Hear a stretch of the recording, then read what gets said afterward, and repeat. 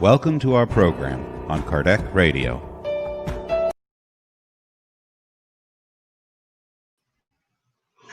Hello, my friends. Good evening. This is Angie Stewart from Mia InnerLight live on Kardec Radio. So if you are joining us for the first time, please welcome your friends. Come, we always start at 9. I decided to start a little tiny bit early, so we are not going to be actually late. So I can start talking while you guys start joining us.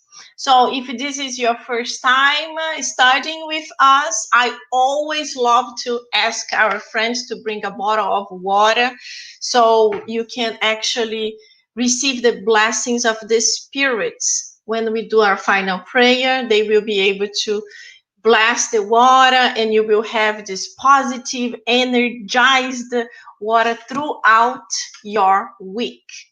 And this is the book we are studying now. The title is What is Spiritism? So this book was also codified by Allan Kardec. This book was written right after the Spirit's book. So before the Medium's book, because the whole codification is the Spirit's book, then came What is Spiritism? Then came the Medium's book, the Gospel, and the Continue. So we study usually 40 minutes of this book, but now I will try more like 30 minutes. And then we also study 30 minutes of the Gospel according to Spiritism. And now we have a new format. And in this new format, we have 2 guests making comments on the Gospel. So I'm not just alone in my monologue. So I will bring here one of my guests. So here is Nora. Hi. Hey, Nora, how are you? I'm doing great. Thank you. How about you? I'm always great. Always excellent. Great. So Nora was with us last week, and we also had Teresa with us doing the comments of the gospel. But I don't know what happened to Teresa. She's not here yet. Hopefully, she will be able to come a little bit later and will join us in the second part of our study. So we would like to invite all of you to actually participate. Put your comments, write the questions, especially because in this StreamYard, that's the program that we use, I cannot see you guys. I can't. I can only see when you guys write anything. So I see Matthew. Hi, Matthew. And Saul, you guys wrote, so I can see you are live with us. But it would be awesome to be able to have more of an interaction. So if you want to write your comments, will be awesome. And now 9 o'clock. Woo!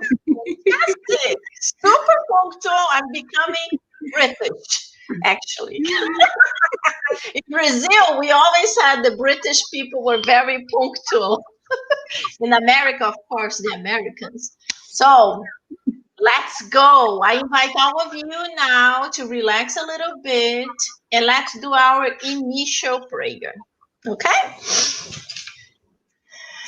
God, our Mother and Father, thank you so much for bringing us here tonight, helping us to connect in Kardec Radio, to connect with the higher spirituality, inspiring us to continue our process of evolution, learning, and spreading this knowledge and love to all our friends and family.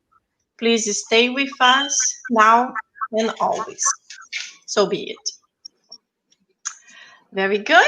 Very good. So my friend Nora, I will see you in a few minutes. Bye-bye. So very good, guys. Last week, we were able to talk a little bit about the history of Spiritism, how it started. And we saw it started in the United States with the Fox sisters. There were 3 sisters that lived in the New York State. And then lots of things happened. The movement, the how do they call it? They call the forgot, got a blank here. I'm not talking about the turning table because this movement actually started in Europe. So the Fox sisters spread a lot of this knowledge in the United States. But if you were with us, you saw that because of financial situation, one of the sisters actually went to a newspaper because she got paid by a bishop to say that everything that ever happened through her mediumship and her sister was actually a lie. This was a big scandal, a big problem, and unfortunately, this movement got a very negative, and was not something good. But it ended up moving in the time to Ireland, Scotland, and finally end up in France. And that's when Allan Kardec gets exposed to it. And we will understand a little bit of Allan Kardec. We will understand that he was a skeptic. He didn't believe in everything. And we will see that in that time, the table turning movement, that's how it was nicknamed, was like an enjoyment time. We didn't have TV, we didn't have Netflix, no cell phones. So in that time, you had to invent whatever you could to have fun. And that's exactly what they were having fun. They were having fun with the turning table movement. And when Kardec heard about that, he was like, no. This is not for me. I don't want to get involved with it. But then later on, we will see more details that people from his knowledge, people that were serious, people that were scholars, that they were also very dedicated, they start telling him, this is a reality. This is happening. It's good. So he was like, okay, let's start checking out. So that's basically what we are going to be doing today. We will be going a little bit deeper in Kardec. So I will share with you. Let me put my phone here, because when I share the PowerPoint, I cannot see myself and I cannot see your comments. So before I go, if you have the book, the physical book, or if you have the PDF, today I will try to go until page 15. So let's see. I will use the slides because basically the slides will be a summary of what the book will give to us until page 15. So let me share with you the slides. 1 second.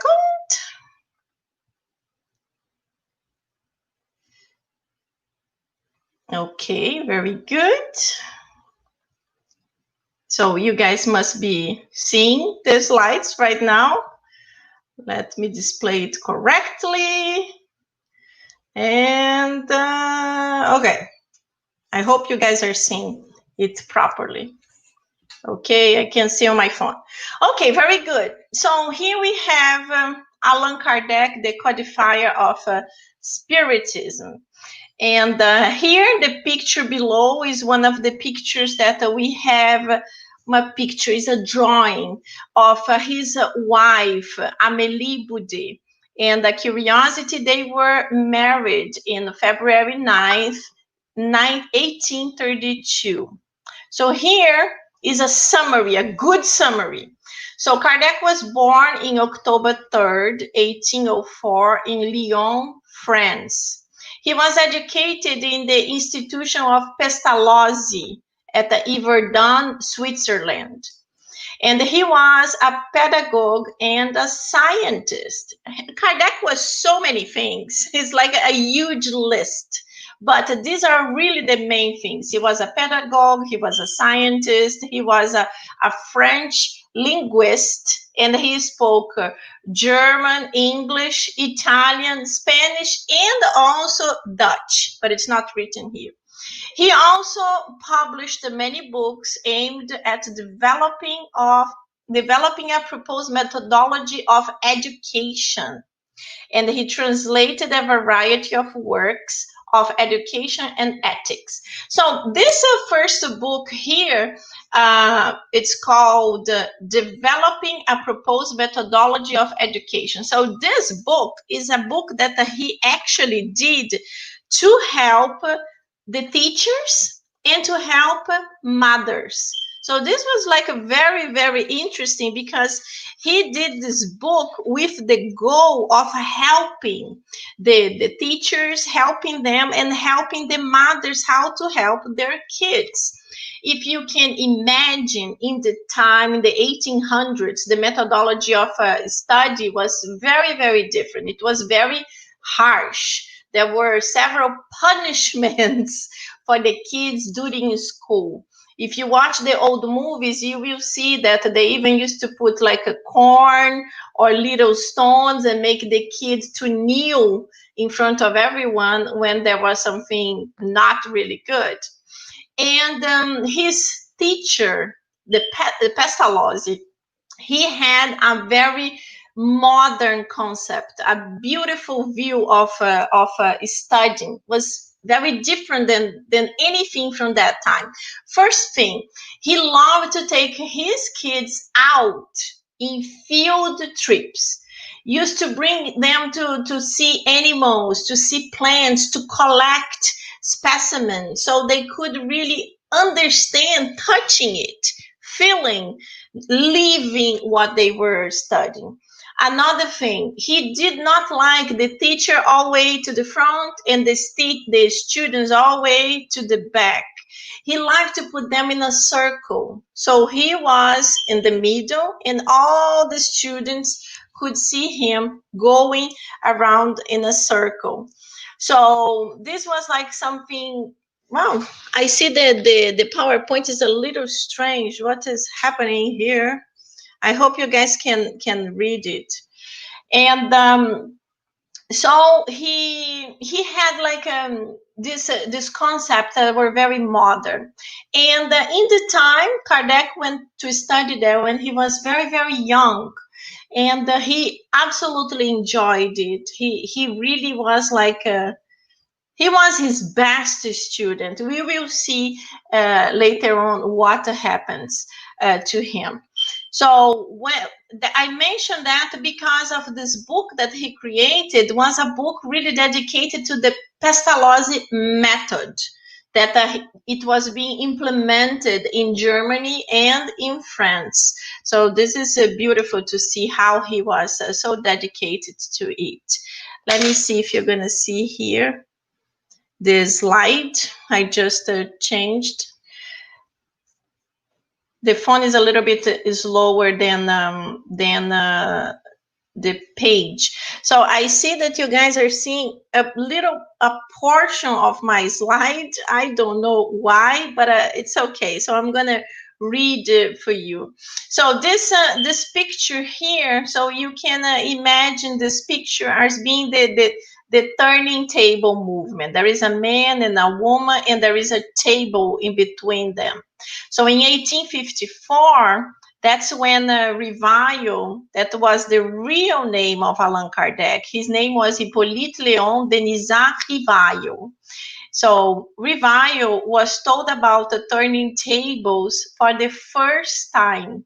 So that's what I mentioned, that Kardec actually received the information about this turning table, but he was not really much interested in it, because he thought that this is just a game. I don't like to participate of any types of jokes. He was a very serious scholar.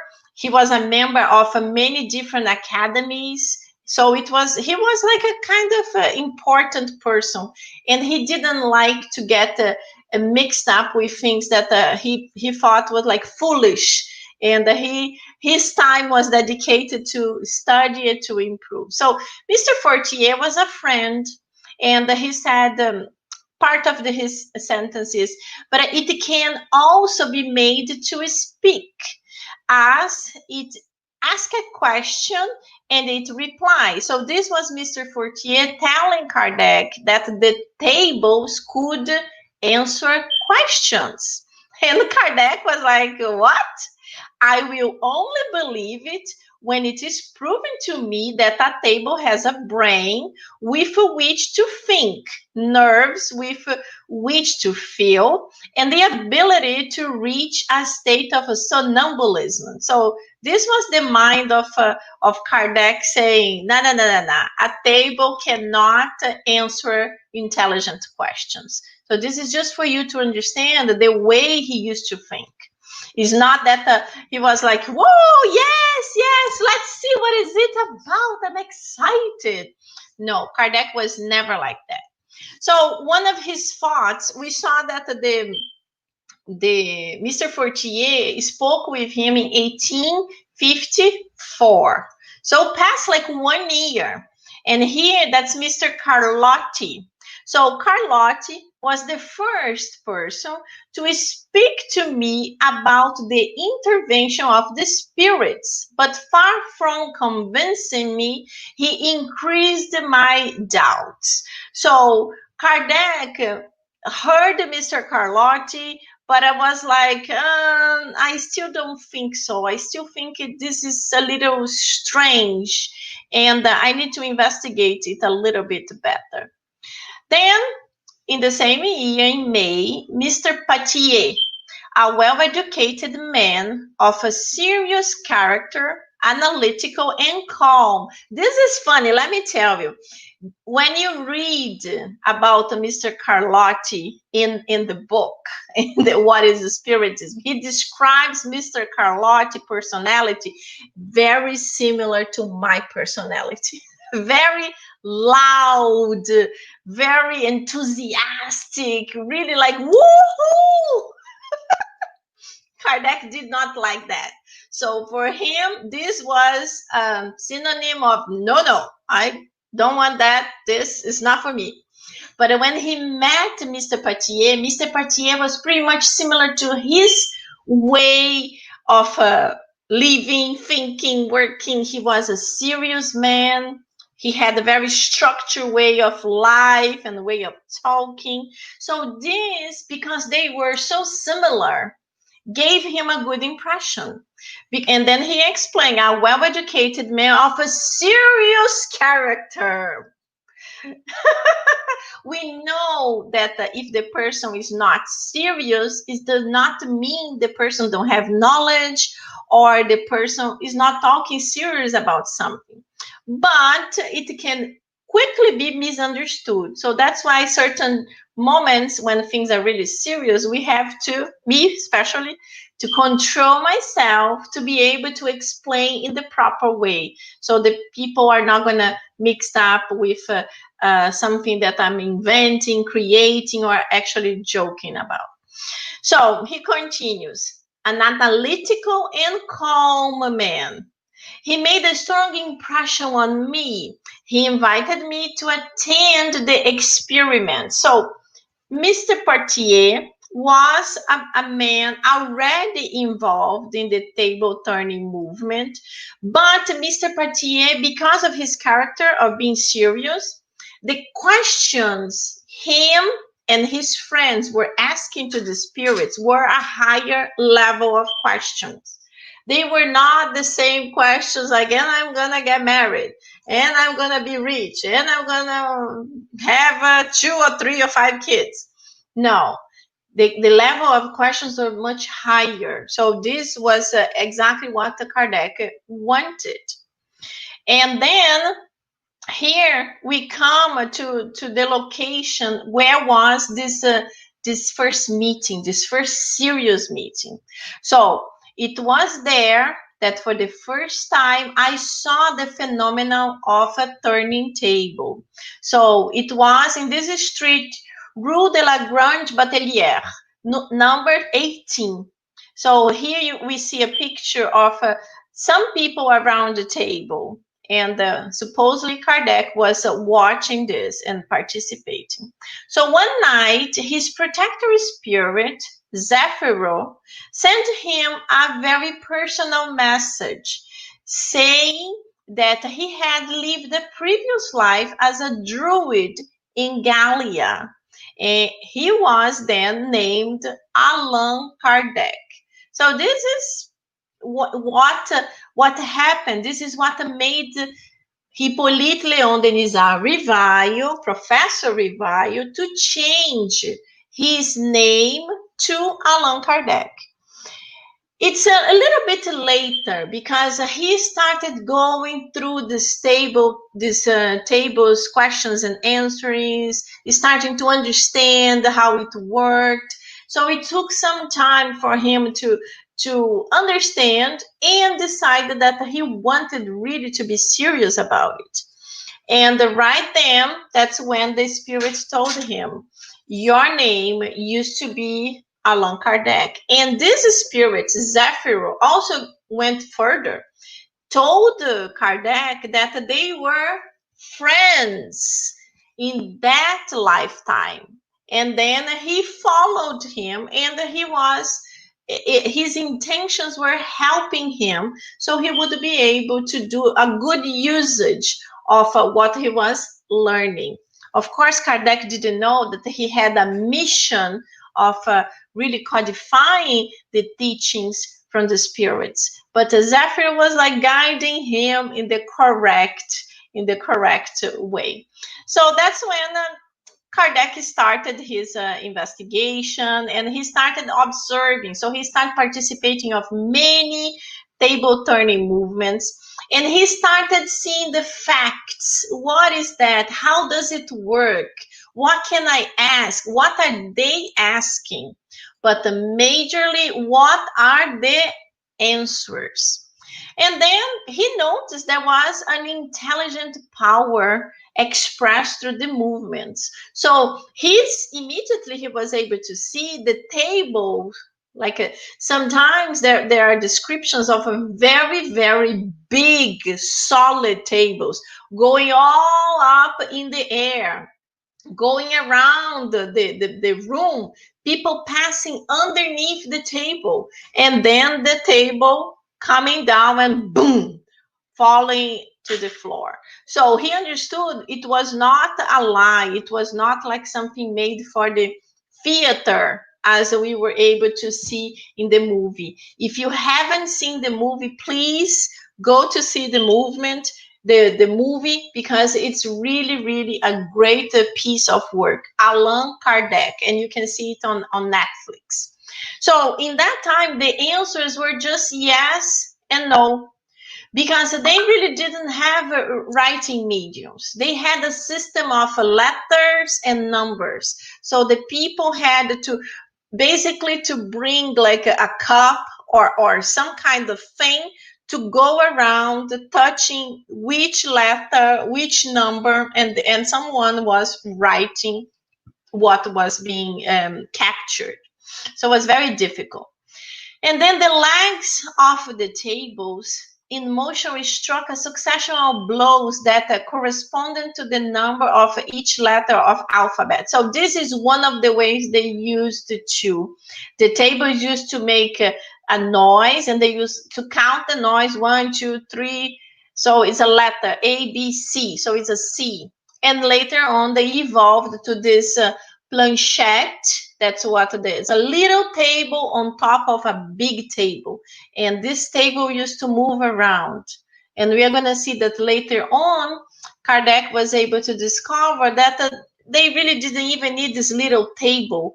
They could put a pencil on the little table, and then the pencil would, some specific people could touch that little table and would make it right.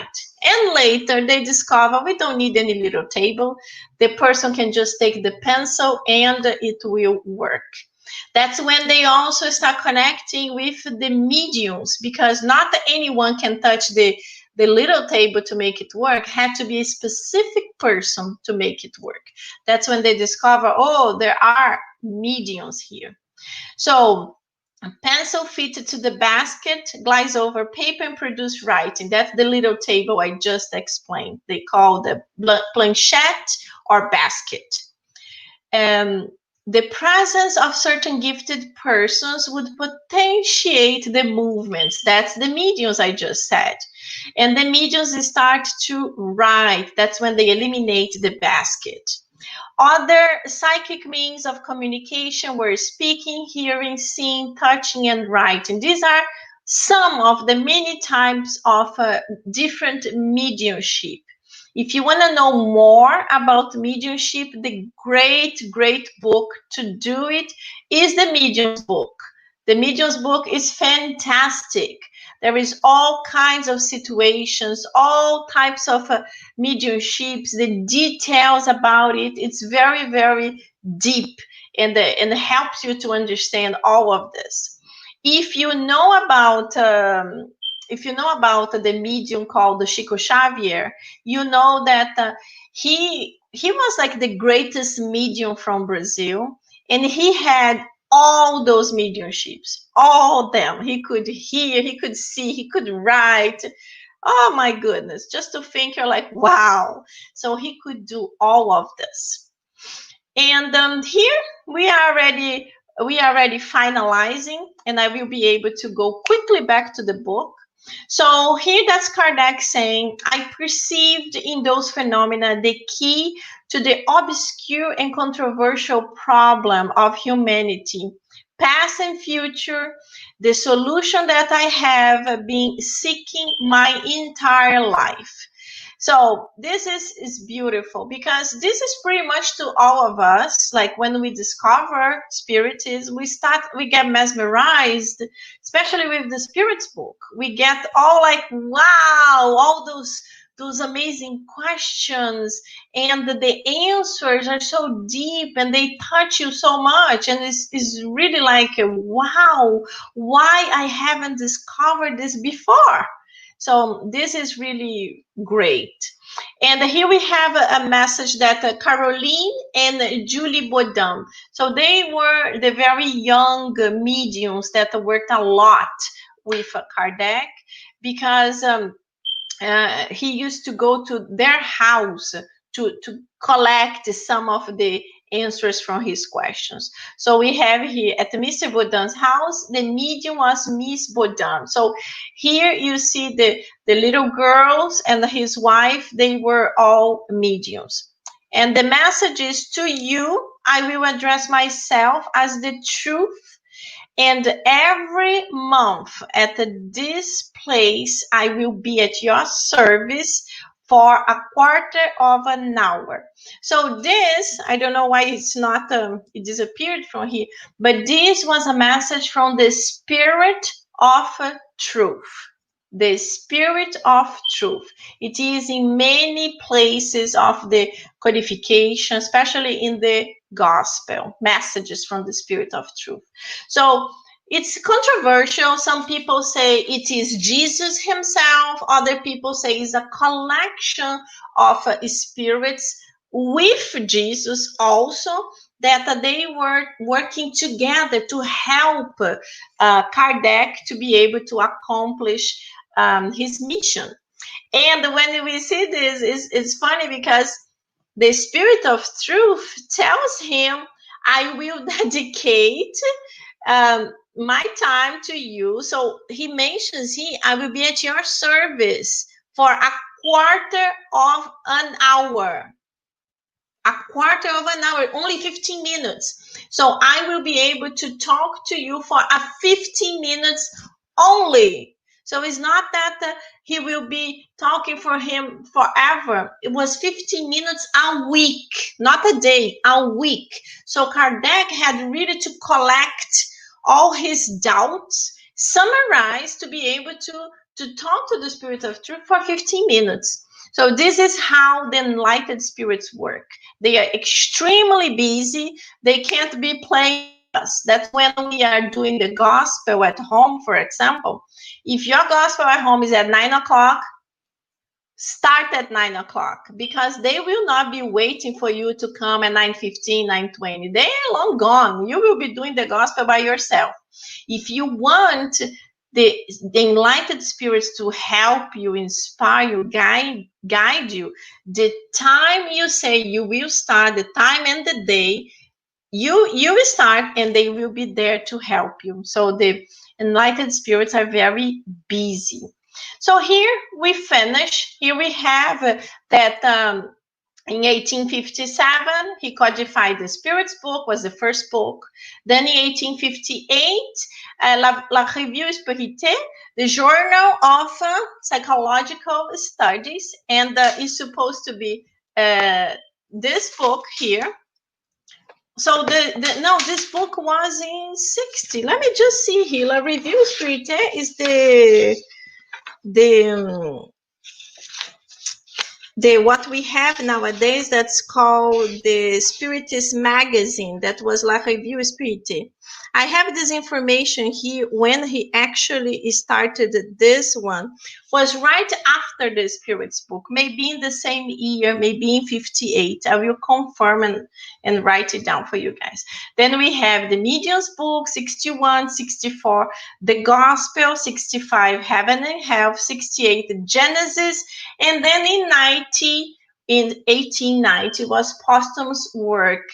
Kardec had already died. So was his wife and friends that were actually able to create the posthumous work. Let me go back here, remove the PDF. Wow, I actually still have time. So I actually wanted to share the book with you guys. I have the book in a PDF, but I did not open the book. So I will just give you a few pieces of information that were interesting for us to know about Kardec. So we got most of the information, but there are a few items. For example, let me see here. Oh, here. So here in page 10, if you have the book, says that he met Miss Amélie Boudet, who was a teacher, and she was petite but well proportioned, kind and gracious. So cute to see the description. So she probably was very shy, nice, the type of woman that you imagine would attract a serious man like him. So Amélie Gabrielle Boudet, she was the daughter of Julien Louis Boudet, that was a proprietor and notary public. And she was born in how do I say the Thiais in Sienne in November 23rd, 1795. So Miss Boudet was actually 9 years older than Mr. Rivail. So Kardec was a man ahead of his time. Nowadays, all the men wants to marry a woman that's 20 years younger than him. And Kardec actually married one that was 9 years older than him. And and then we have here that on February 6, 1832, they actually got married. One thing that I also saw is that the father of Kardec and his whole family, by the father's side, they were lawyers. They worked in the legal field. And his father probably wanted him to continue. That's why he was sent to such a famous location in Switzerland to study. But when Kardec actually started his studies, he got really in love with science. That's why he didn't want to go into the legal field as his family imagined he would go. So this was really cool. Let me see if there is any other things that I would love to mention. Guys, the book is awesome. I hope you can buy it and you can read, because we are going to be able to learn a lot about Kardec. Yeah, these are the main things. As I mentioned, everything was summarized until page 15 in the book.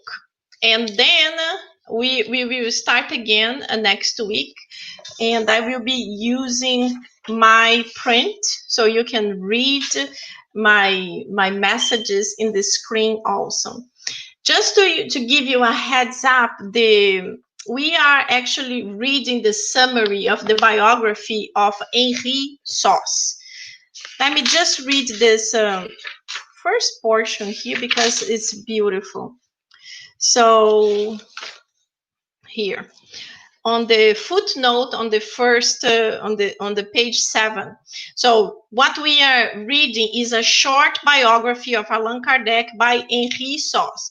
Short biography, 46 pages. Imagine how is the long biography.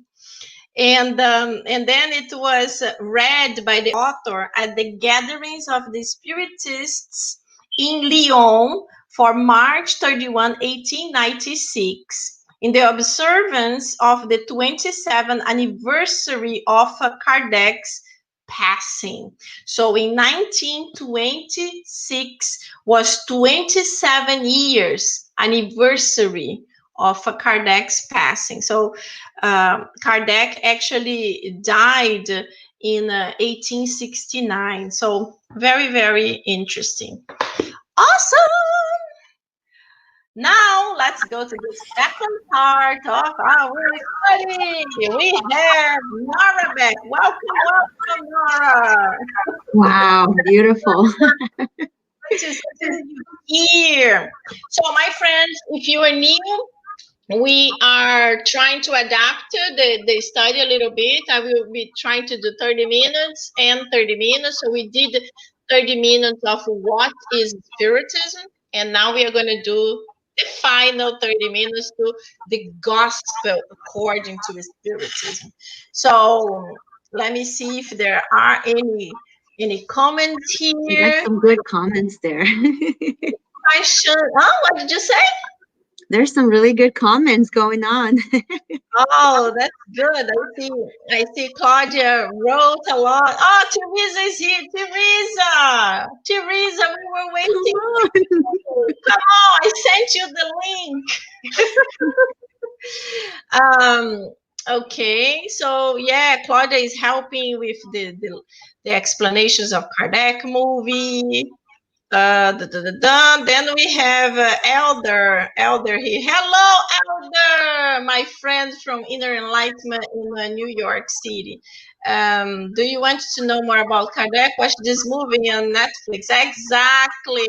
It's a wonderful movie. But as we all know, the movies are never the books. People that like to read, the book is always 100 times better. The movies, they only can summarize, so they take the best pieces and they give to you. That's exactly like how I did right now, although I wouldn't be able to summarize 15 pages in 25 minutes. Okay, so we are studying this book, The Gospel According to Spiritism, and today we are reading chapter 10 and item number 5. Very easy topic. I'm sure you all can do it without a problem. The reconciliation with one's adversaries. This piece of cake.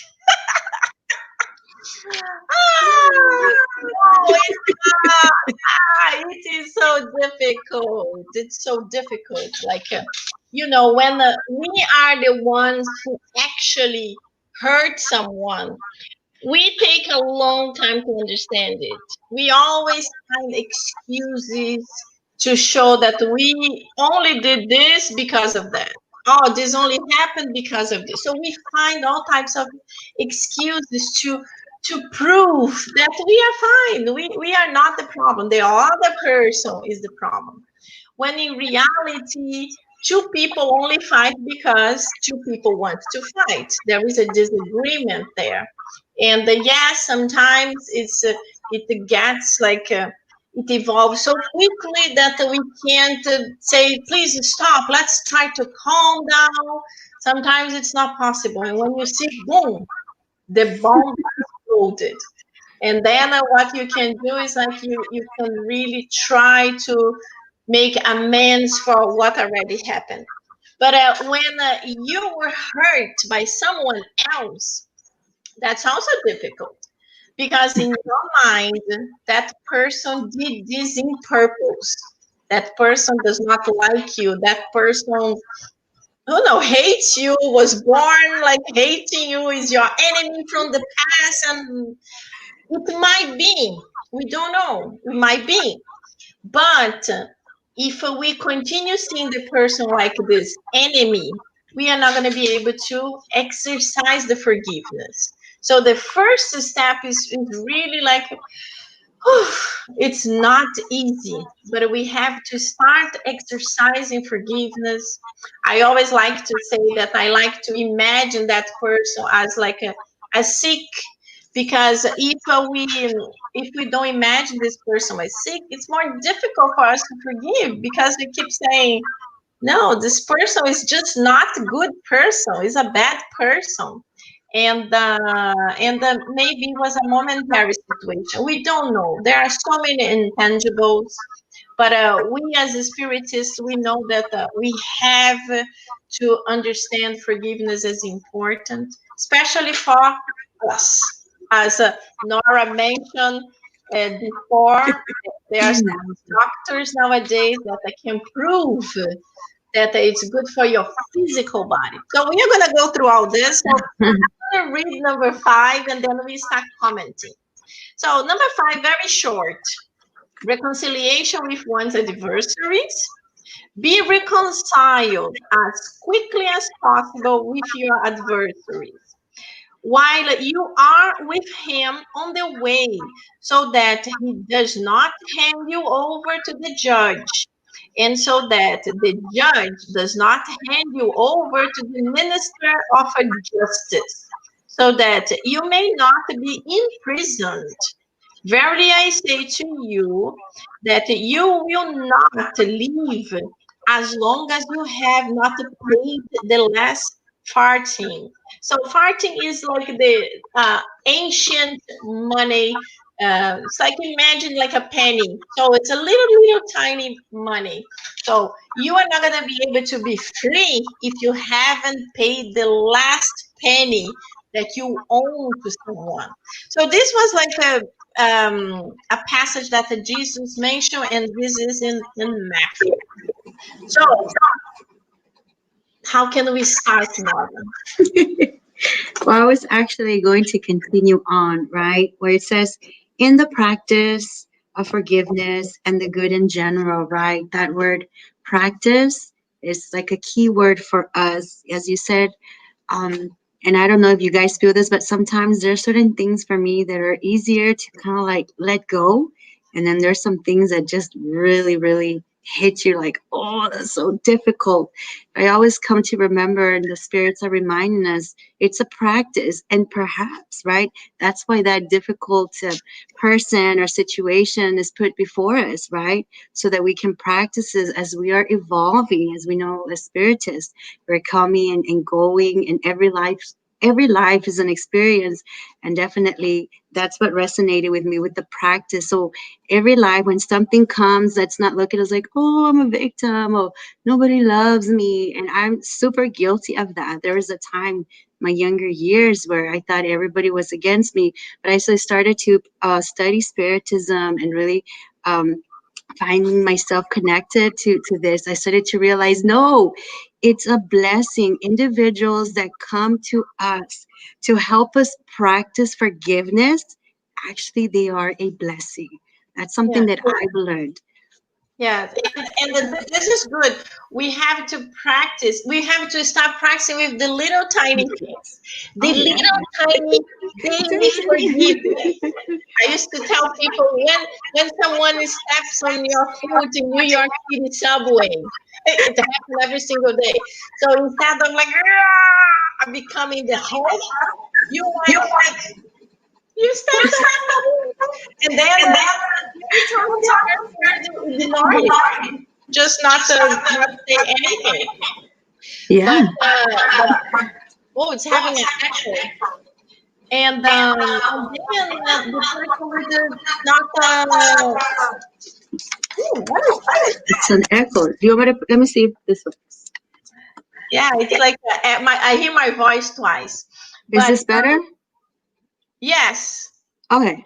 maybe something there. I don't know. So this is the thing. We have to do our daily little forgiveness, because one day when we have actually to do a big forgiveness, then it will be easier. As you mentioned, it's forgiving some things that did someone hurt us is never easy. And of course, it's we have to start our daily forgiveness, little tiny things. So one day we are a little bit stronger to start visualizing this possibility. And I always like to say also that's important for us to forgive ourselves for Mm. not forgiving yet. Because sometimes we get like, oh, I know I have to forgive, but I hate that person. Well, that's not good. So immediately remove the word hate, because we know that the verb, our words have a lot of power, a lot of strength. So we should really avoid using negative words like hate, never, because Oh yes. these words they have an impact, and that's why curse words, for example, a lot of people nowadays they use curse words as like their daily conversation. And we know it's not good, because the spirits who enjoy curse words are lower vibration spirits, and they will bring us down. So we have to start watching ourselves. So instead of saying, I can't forgive, I hate that person, I can't forgive, I dislike that person, but I will learn how to love one day. And it's not also that you're gonna just sit there and wait. Okay, Mm. let's see when it's happening, because it's not like that. It's like a daily thing. And you said about how we talk. There's been science study, right? Emotive study.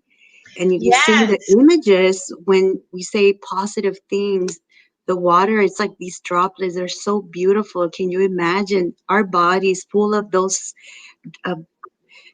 uh, droplets instead of the other negative ones, and they're like distorted and they're ugly. So absolutely. And you brought something up that reminded me. I'm actually going to open up the Bible on Matthew 5 verse 45. Jesus, it's actually under love your enemies, and he says something so beautiful talking about positive language. He says, remember that he, right, God, causes his sun to rise on the evil and the good, and sends rain on the righteous and the unrighteous, right? So the sun rises for everyone, no matter who we are. So he's a great reminder of how we need to keep our frequency and our vibrations for our enemies as well. yes. This is it's beautiful. Exactly. The study we're talking about, I believe, is Dr. Yamamoto. He's a Japanese researcher. He's deceased, but he. I will Google and I will confirm his name. But he did this huge study about the water molecules, and he separated in groups. And then he did this in thousands of people taking 1 cup of water and praying, sending Mhm. vibrations, sending, I love you, water. You are to my life. Without you, I can't survive. and did this for a certain amount of days, and took another glass and sent negative vibrations. I hate you. You are not ice cream. And for a certain amount of days too. And later he took molecules from here and there and examined in the microscope, and was unbelievable. His research was unbelievable. The water that received love made these gorgeous crystals, beautiful, really like stars, so beautiful. And the one who received a lot of hatred made all kinds of disformed molecules, dark, broken. So this was like, wow. This is why in Spiritism, we talk all the time, put your water, because a water goes with a vibration of energy. If we give love to the water and we are able to transform the molecules, imagine the enlightened spirits with their superior energy giving love and medicinal purpose to the water that will be good for us. So this is beautiful. Yes. And I wanted to say here that Sol had mentioned that Miss Boulder was 9 years older, but she looked 10 years younger because she was very forgiving, right? This affects, right? Yes. Of course, it affects our physical. Yes, I'm like, who? Amélie Boudet, she was doing good. That's right. When I read about that, I was like, wow, that's so amazing. Because imagine in that time, first of all, in that time, usually the parents were the ones setting up the marriage. You know, you have to marry that family, you have to marry this family. And they were not that. They really loved each other. And Kardec could care less about her age. Woo-hoo! That was good. So let's go to the next one. The sacrifice most pleasing to God. So number 7. If, therefore, when you present your offering on the altar,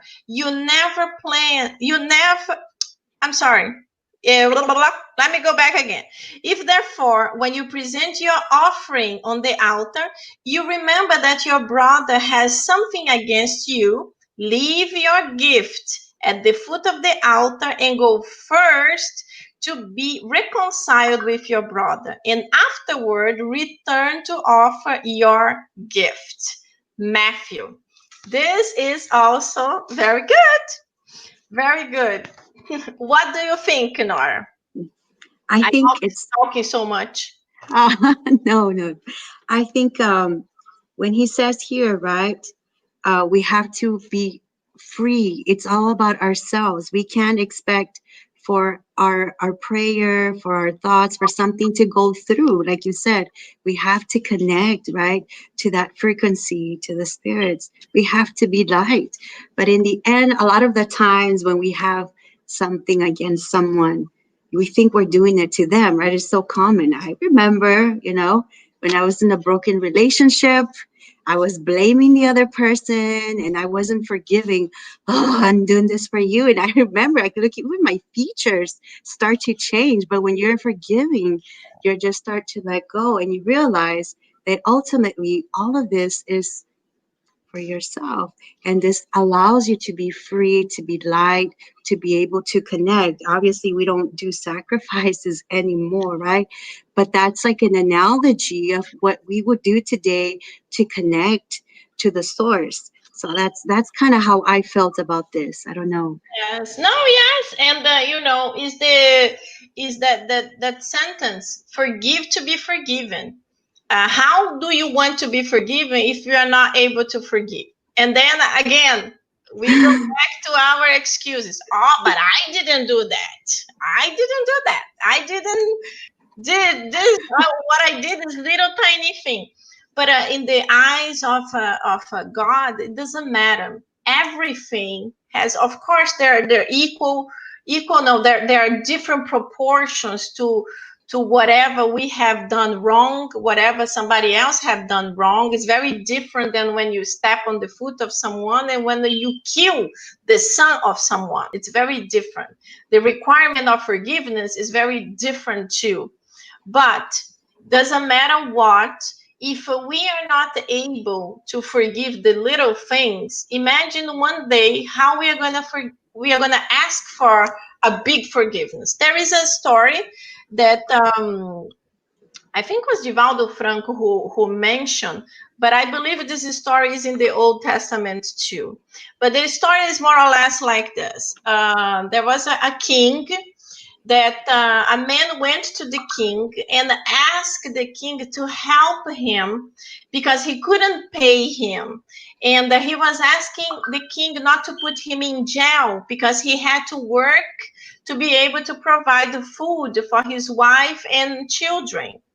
And then he told the king, I will work extra hard so I will be able to take money from the agriculture thing he was doing to be able to start paying you. Please help me to do that.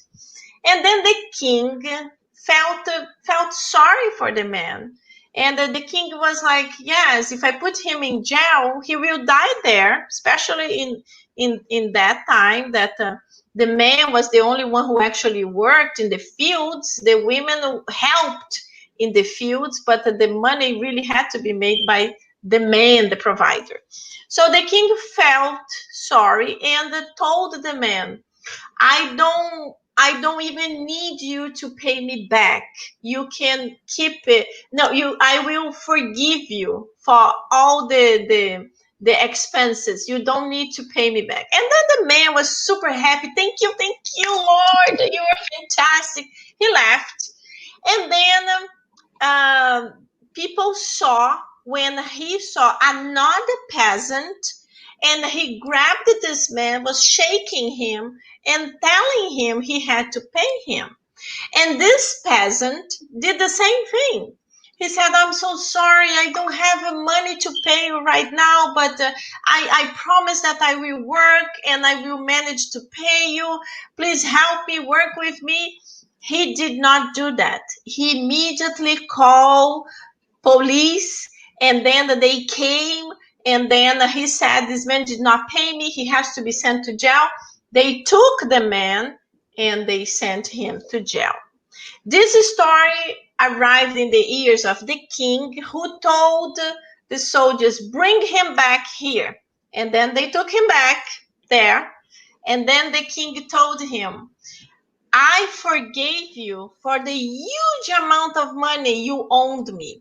And this man owed you 10 something. I don't remember the name of the money. And you made him to go to jail. So from now on, you will also go to jail because you were not able to forgive the little things, and you made me forgive a big thing. So this was a story for us to understand. We are quick in asking forgiveness, but we are quick to see that we should do the same. This is like, oh God. Yeah, that's what I was gonna say. When we make a mistake, right, we want someone to understand us, so we should do the same to others. I think Saul is saying some stuff here. Yeah, so Saul said, if you don't forgive now, in this life, you will come back together in the next life. The Spiritism help us to be a better person every day. Exactly, Saul. Exactly. Reminds us of this book, right? Yeah, Life Goes On. Wonderful book. I love Life Goes On. It's really an amazing book. There is also a movie that it's really, really good movie. But as I always say, the books are 1,000 times better. But this is the reality. In Spiritism, we have this wake-up call. We start thinking. That's why a lot of people tell me, oh, Angie, I like to hear you talking. It's really nice. But don't ask me to do any of that. And I'm like, My God, what I'm asking you to do. Oh, you come with these very difficult things from Spiritism, telling us that if the law of action and reaction is actually what makes everybody terrified. Oh, now I'm afraid when I do something and something else is going to happen to me. It's like a danger. I'm always nervous. So I prefer not to follow Spiritism because this will not happen to me. I think also religion has so much to do with that, that people are being taught, you're going to get punished or you're going to Yeah. be doing that. But, even here it says heart purified, right? So when we start studying Spiritism and we connect, it's all about the heart. And when things come from the heart, we start to understand it's about love. And it's not about, who said, what said, or anything. Our perceptions start to change. There are these beautiful meditations, and you can probably YouTube so many, but I love doing this one particular one that actually came out during COVID times, because I know that a lot of people during COVID times were enclosed with their family members, and I'm sure that there was a time where you had to really confront forgiveness, and even by myself, right? And so, anyway, this meditation talks about loving, sending love to someone, and you start to connect, and it's just so beautiful, and it's just so light, and you don't feel that pressure like your friends are saying, like, "Oh, it's so scary," or anything. It just, you understand it's out of love, and you start to understand that even if you do have to return with someone, it's a blessing, kind of like Evelina in the book, right? She starts to realize what her part is going to be in that whole plan there of forgiveness and love. Yes, yes, it's true. It's beautiful, and just coming back to what I just said, when the friends come and they say that, oh, I don't want to study Spiritism because I cannot follow, and but if I don't study, this will not happen to me. It's not true. It will happen to all of us because this is God's law. It will happen to all of us. The law of action and reaction is not just for me. Spiritist is for the Catholic, the Buddhist, the atheist, is to all of us. The difference is that we study and we deeply understand it. So we really, that's why we try to change ourselves so much. We try to improve because we understand, ooh, if I don't get better now, it's going to be a little bit more painful later. And of course, the ones who know more, they will be asked more. But this is not like an excuse for us not to study Spiritism. It's not a good excuse. At least to us that we are here now, we already had this wake up call. So like, we already know, we already involved. So we have to work. We have to continue our improvement. This is awesome. So let me see. The next one will be the pack and the plank in one's eye. We only have 1 minute. We don't have time to comment on this. We can comment on next week. But this it's So has a comment. huh? So has a beautiful comment. Oh, okay, good. It's good that you tell me. So what Saul said, I only learned to forgive when Spiritism came into my life. When you read the Gospel or any other Kardec's books, you start to change, and it feels really good. Yes, so yes, beautiful, beautiful comment. It is true. It is true. I have to say the same thing to me because before Spiritism, I was following what many of my family members used to say. It was the law of the strongest.